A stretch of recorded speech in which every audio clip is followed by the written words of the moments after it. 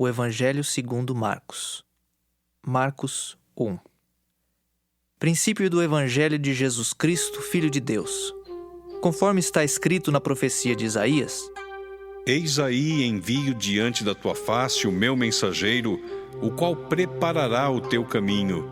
Voz do que clama no deserto: preparai o caminho do Senhor, endireitai as suas veredas.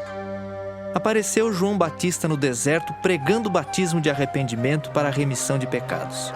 Saíam a ter com ele toda a província da Judéia e todos os habitantes de Jerusalém, e confessando os seus pecados, eram batizados por ele no Rio Jordão.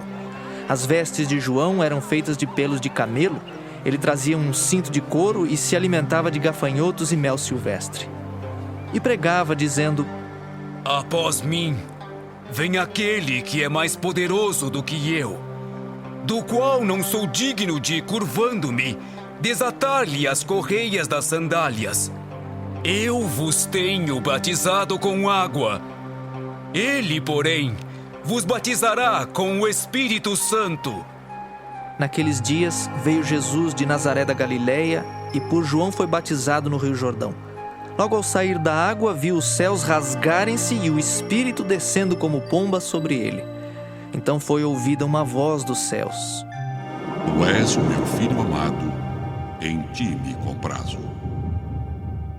E logo o Espírito o impeliu para o deserto, onde permaneceu 40 dias, sendo tentado por Satanás.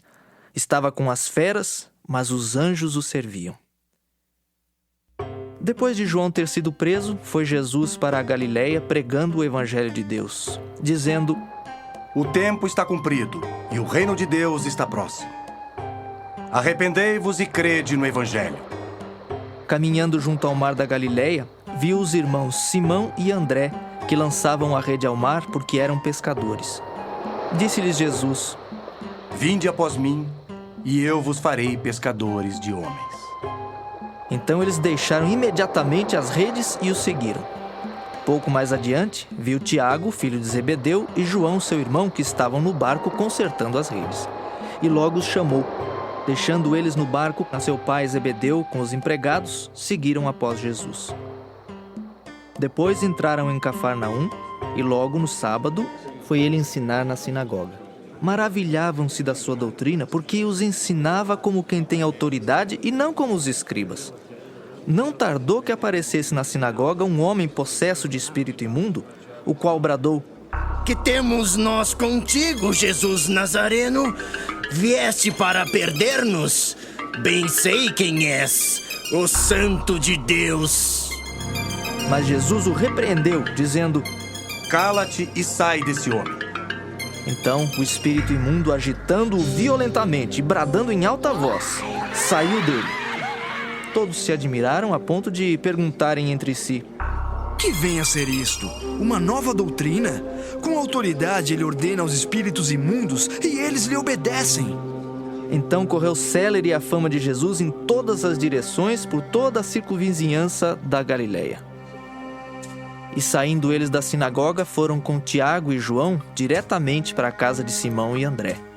A sogra de Simão achava-se acamada com febre, e logo lhe falaram a respeito dela.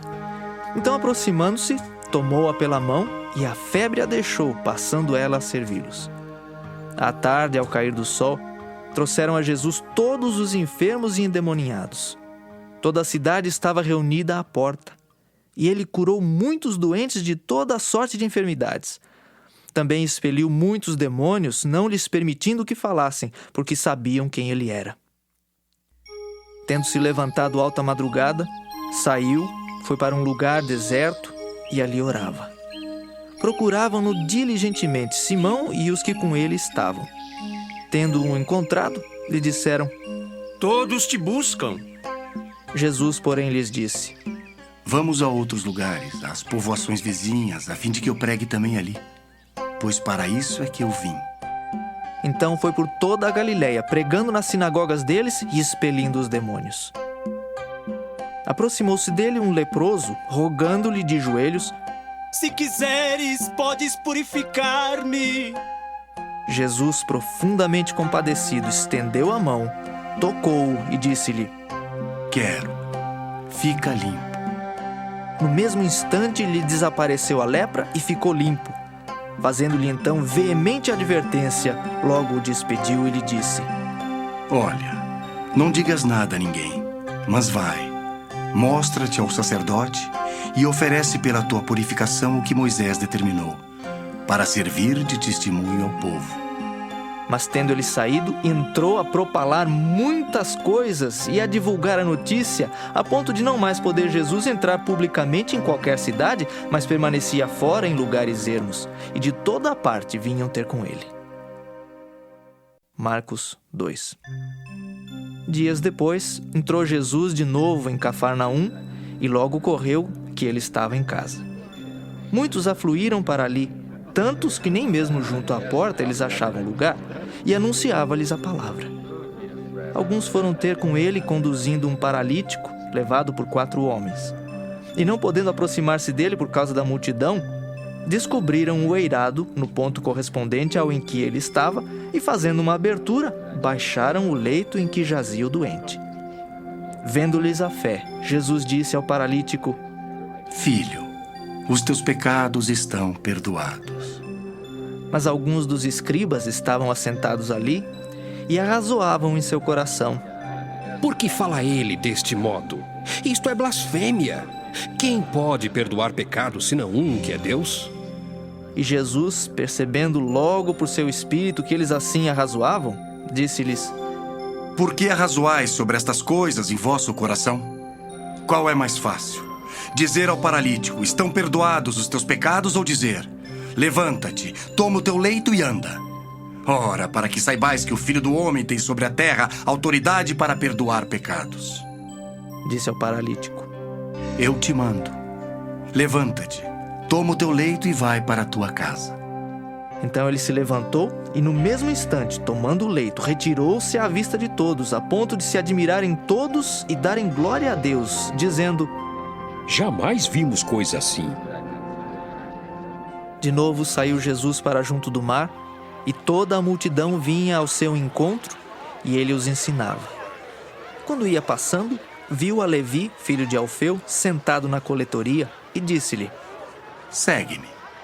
Ele se levantou e o seguiu. Achando-se Jesus à mesa na casa de Levi, estavam juntamente com ele e com seus discípulos muitos publicanos e pecadores, porque estes eram em grande número e também o seguiam. Os escribas dos fariseus, vendo-o comer em companhia dos pecadores e publicanos, perguntavam aos discípulos dele: Por que come e bebe ele com os publicanos e pecadores? Tendo Jesus ouvido isto, respondeu-lhes: Os sãos não precisam de médico, e sim os doentes. Não vim chamar justos, e sim pecadores. Ora, os discípulos de João e os fariseus estavam jejuando. Vieram alguns e lhe perguntaram: Por que motivo jejuam os discípulos de João e os dos fariseus, mas os teus discípulos não jejuam? Respondeu-lhes Jesus: Podem, porventura, jejuar os convidados para o casamento enquanto o noivo está com eles? Durante o tempo em que estiver presente o noivo, não podem jejuar. Dias virão, contudo, em que lhes será tirado o noivo, e nesse tempo jejuarão. Ninguém costura remendo de pano novo em veste velha, porque o remendo novo tira parte da veste velha e fica maior a rotura. Ninguém põe vinho novo em odres velhos. Do contrário, o vinho romperá os odres, e tanto se perde o vinho como os odres. Mas põe-se vinho novo em odres novos. Ora, aconteceu atravessar Jesus em dia de sábado as searas, e os discípulos, ao passarem, colhiam espigas. Advertiram-no os fariseus: Vê, por que fazem o que não é lícito aos sábados?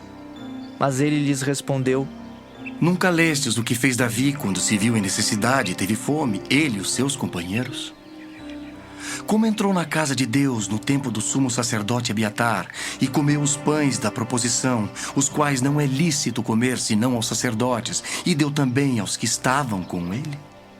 E acrescentou: O sábado foi estabelecido por causa do homem, e não o homem por causa do sábado. De sorte que o Filho do Homem é Senhor também do sábado. Marcos 3. De novo entrou Jesus na sinagoga e estava ali um homem que tinha ressequida uma das mãos. E estavam observando a Jesus para ver se o curaria em dia de sábado, a fim de o acusarem. E disse Jesus ao homem da mão ressequida: Vem para o meio. Então lhes perguntou: É lícito nos sábados fazer o bem ou fazer o mal? Salvar a vida ou tirá-la? Mas eles ficaram em silêncio. Olhando-os ao redor, indignado e condoído com a dureza do seu coração, disse ao homem: Estende a mão. Estendeu-a e a mão lhe foi restaurada. Retirando-se os fariseus, conspiravam logo com os herodianos contra ele em como lhe tirariam a vida. Retirou-se Jesus com os seus discípulos para os lados do mar. Seguia-o da Galiléia uma grande multidão. Também da Judéia, de Jerusalém, da Idumeia, da além do Jordão e dos arredores de Tiro e de Sidom, uma grande multidão, sabendo quantas coisas Jesus fazia, veio ter com ele. Então recomendou a seus discípulos que sempre lhe tivessem pronto um barquinho por causa da multidão, a fim de não o comprimirem. Pois curava a muitos, de modo que todos os que padeciam de qualquer enfermidade se arrojavam a ele para o tocar. Também os espíritos imundos, quando o viam, prostravam-se diante dele e exclamavam: Tu és o Filho de Deus! Mas Jesus lhes advertia severamente que o não expusessem à publicidade. Depois subiu ao monte e chamou os que ele mesmo quis e vieram para junto dele.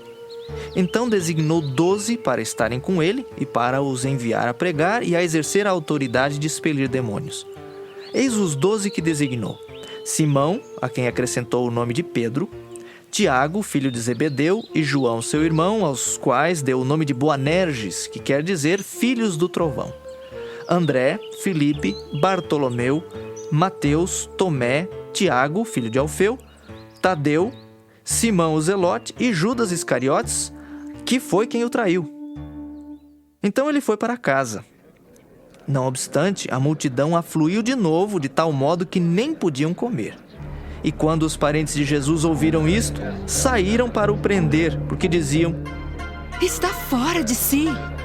Os escribas que haviam descido de Jerusalém diziam: Ele está possesso de Beelzebu, e é pelo maioral dos demônios que expele os demônios. Então, convocando Jesus, lhes disse por meio de parábolas: Como pode Satanás expelir a Satanás? Se um reino estiver dividido contra si mesmo, tal reino não pode subsistir. Se uma casa estiver dividida contra si mesma, tal casa não poderá subsistir.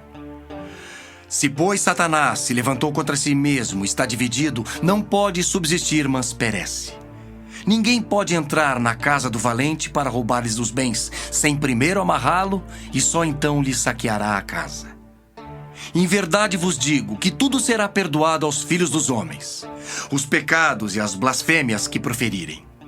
Mas aquele que blasfemar contra o Espírito Santo não tem perdão para sempre, visto que é réu de pecado eterno. Isto porque diziam: Está possesso de um espírito imundo. Nisto chegaram sua mãe e seus irmãos, e tendo ficado do lado de fora, mandaram chamá-lo. Muita gente estava assentada ao redor dele e lhe disseram: Olha, tua mãe, teus irmãos e irmãs estão lá fora à tua procura. Então ele lhes respondeu, dizendo: Quem é minha mãe e meus irmãos? E correndo o olhar pelos que estavam assentados ao redor, disse: Eis minha mãe e meus irmãos. Portanto, qualquer que fizer a vontade de Deus, esse é meu irmão, irmã e mãe.